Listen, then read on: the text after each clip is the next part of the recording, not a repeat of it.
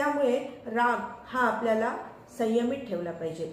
आपण रागावरती नियंत्रण ठेवलं पाहिजे. रागाने आपल्या मनाचा ताबा घेतला नाही पाहिजे.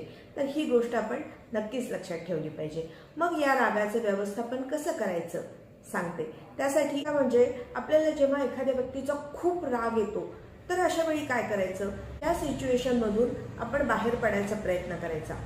जेव्हा खूप राग आला आहे तेव्हा त्यावरती काहीही न बोलणं हे अत्यंत शहाणपणाची गोष्ट असते.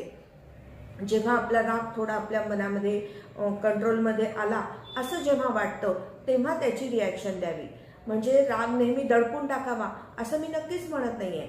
राग हा व्यक्त करावा, पण तो योग्य शब्दात आणि योग्य कृतीद्वारे व्यक्त करावा.